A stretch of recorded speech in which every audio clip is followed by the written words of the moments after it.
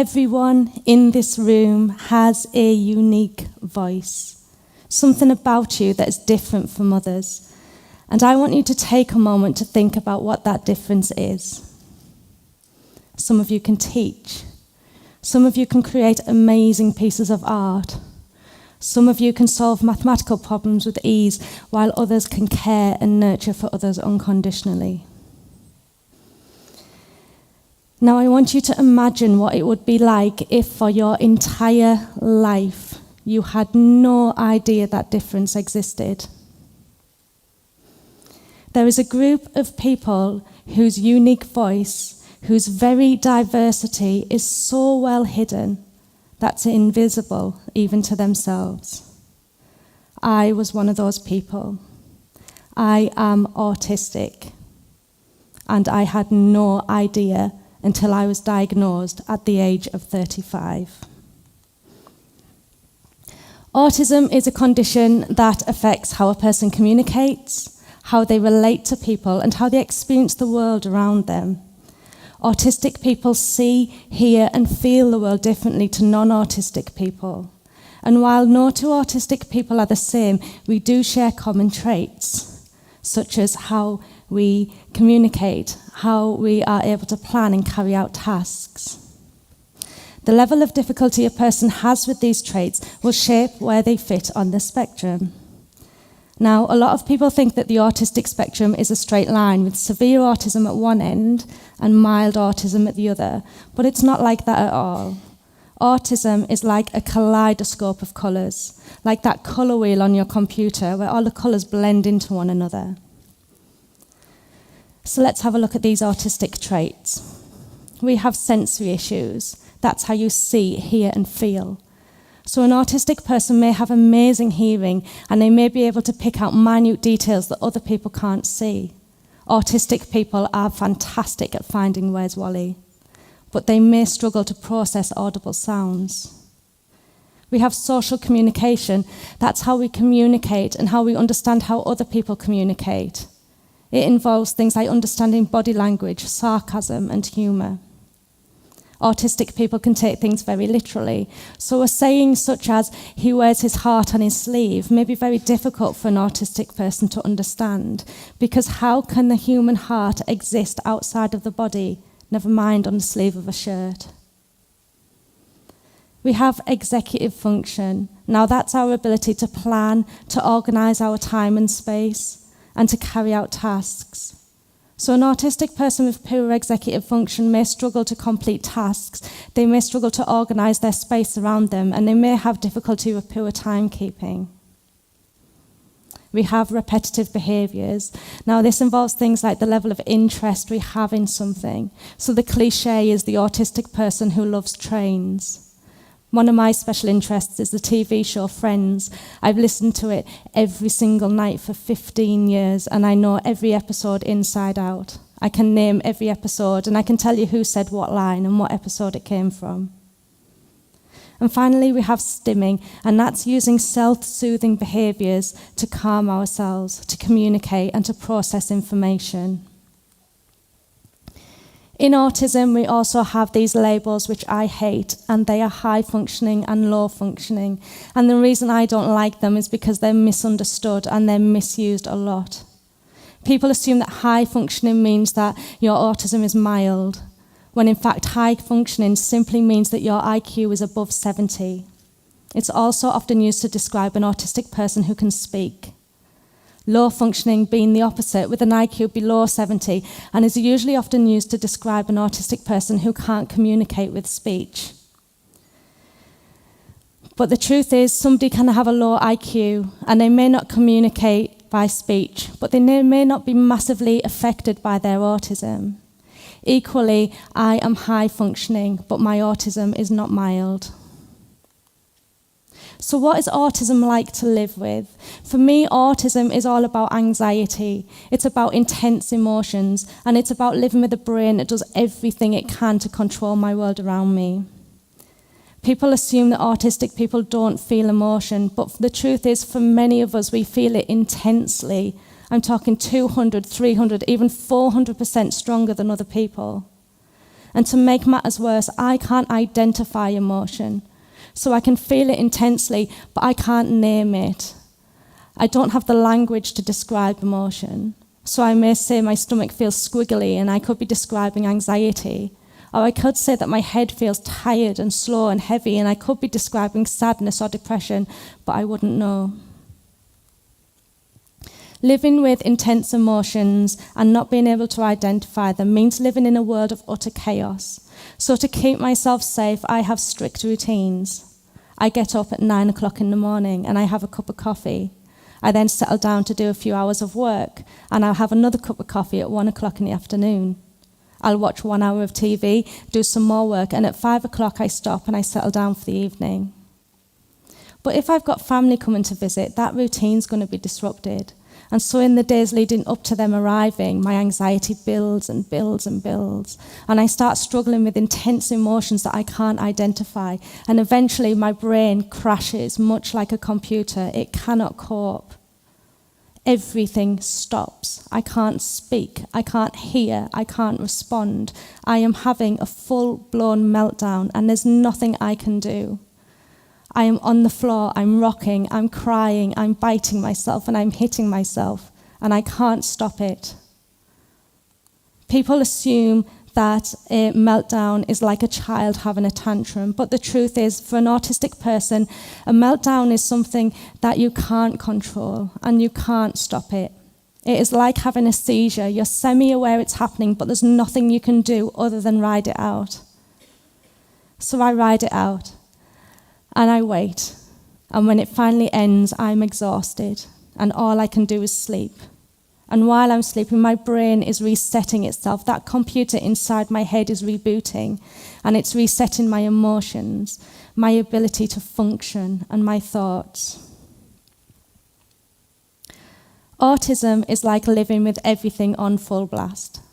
There's a film called Spinal Tap, and in this film, the guitarist has an amp, and his volume dial doesn't just go to number 10, it goes all the way up to number 11.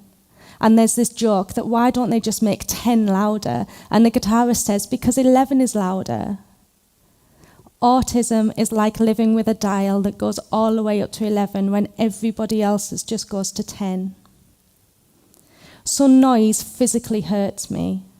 If I'm in a coffee shop, I can't hear the person I'm with talking to me because I can hear the coffee grinder, I can hear the milk frother, I can hear this man over here talking, and I can hear this lady having a conversation on the telephone. I can hear the cars travelling outside.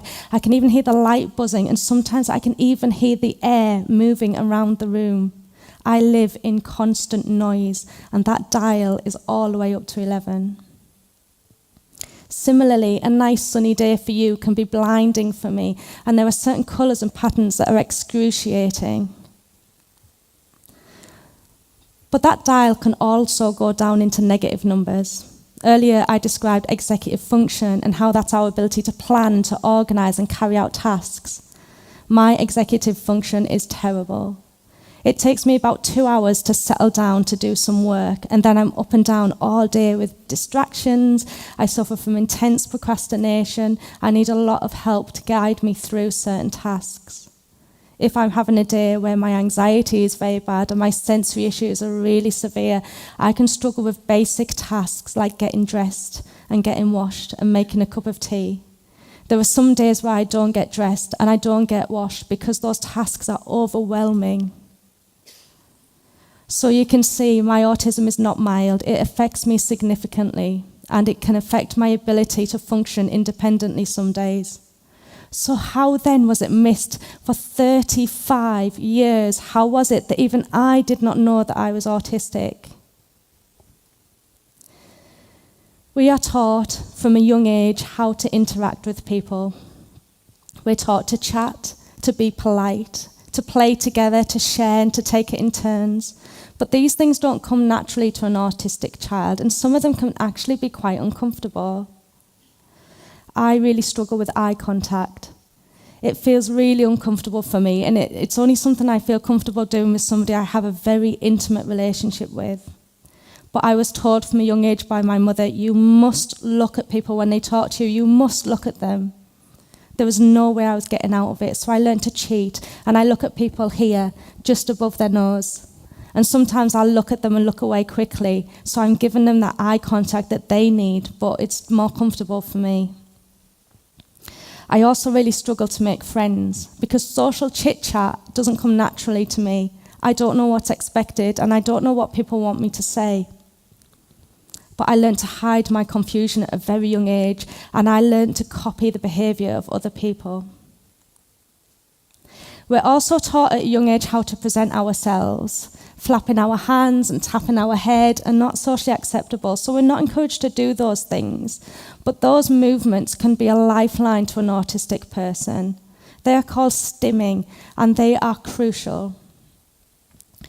For me, stimming is a crucial form of communication. When I'm happy and excited, I flap my hands.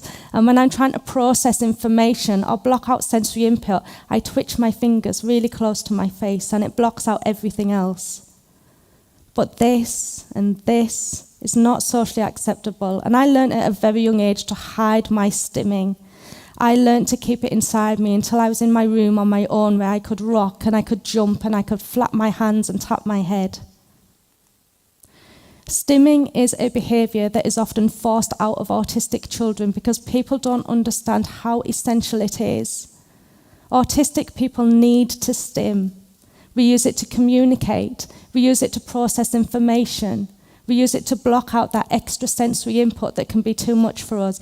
And we can even use it to help prevent a meltdown when our anxiety is building.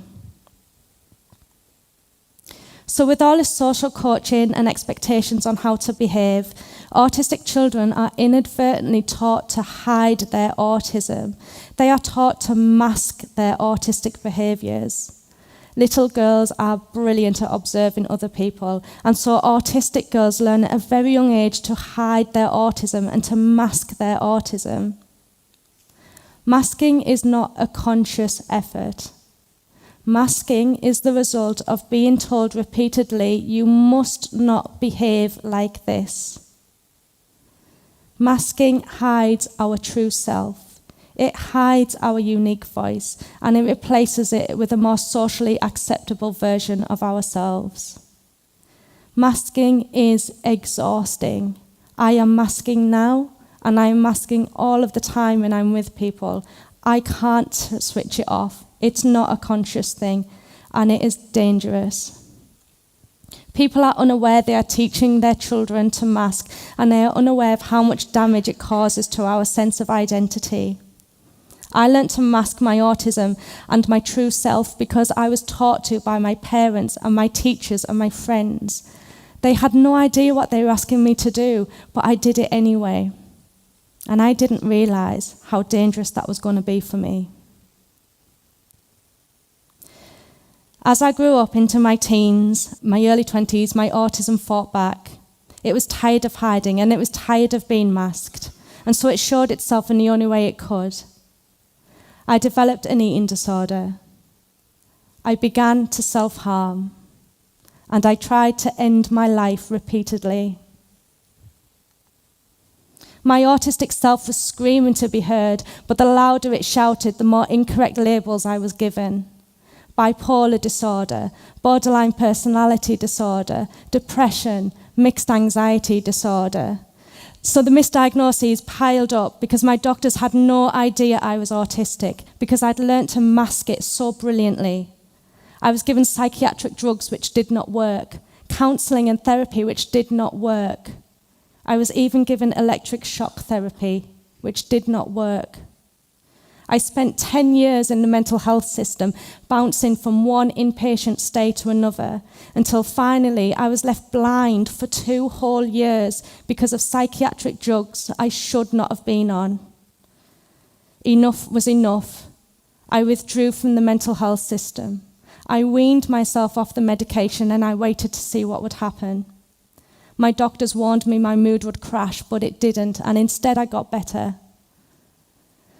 I started to explore other areas of my life I was struggling with, and for the first time I realised how difficult it was for me to make friends.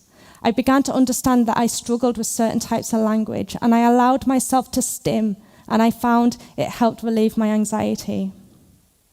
I referred myself to an autistic diagnostic team and they confirmed my suspicion. I was autistic. Masking autism is dangerous and it is killing autistic people. Autistic people have a life expectancy of 10 years less than their peers. 10 years. And the number one cause of death is suicide. At the age of 35, I discovered my unique voice. I discovered I was autistic. But I also discovered that society is stifling the voices of autistic people. We need to allow our children to be their true selves. We need to allow them to think and to be. We need to stop telling them how to think, and we need to stop worrying about whether they'll fit in. We need to also let our autistic children be autistic. We need to stop forcing out behaviours we don't understand, and instead we need to encourage their special interests and their unique skills. I am autistic, and this is my unique voice. Thank you.